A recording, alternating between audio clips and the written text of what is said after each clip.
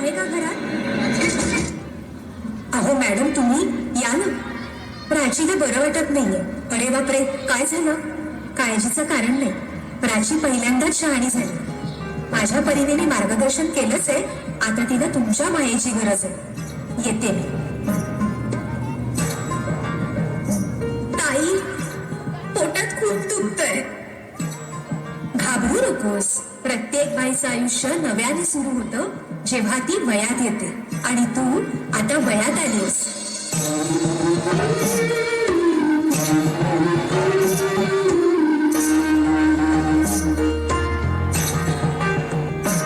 जन्म आईचा बाईचा खूप घाईचा.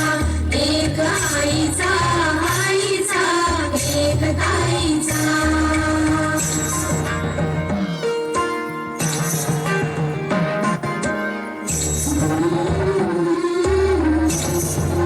पाठ दुखते.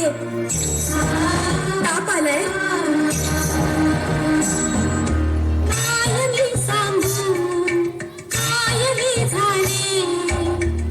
तुला सखळे नाहणे आले. मायेने सांगे अर्थ मायेचा. जन्म माईचा बाईचा खूप घाईचा.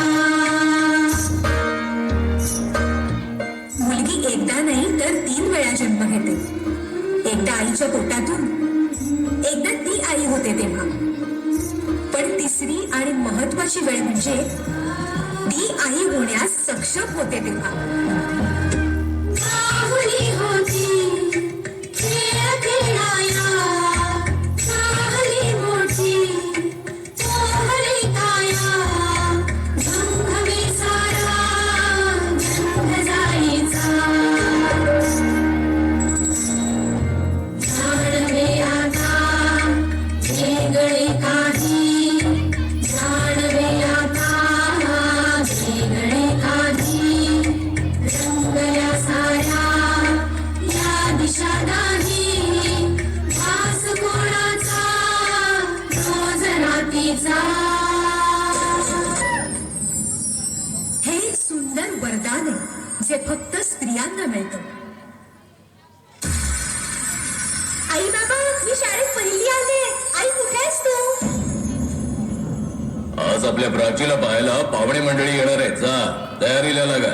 अहो पण किती लहान आहे ती. बाई माणसांना जेवढं सांगितलं जातं तेवढंच करावं. निघा. ऐकलंस ना बाबा काय म्हणाले. मी नाही जाणार तुम्हाला सोडून. समाजातल्या परंपरेला तुझी आई सुद्धा बदलू शकत नाही. सुन्या सुन्या मनामध्ये सूर हलके. नव्या जुन्या आठवणी भास पडके. दारी सनईचे सूर गाते मनी दूर दूर. चाले विरहाचा पुढे वारसा. हळदीने सजली आया. सासरची मिळण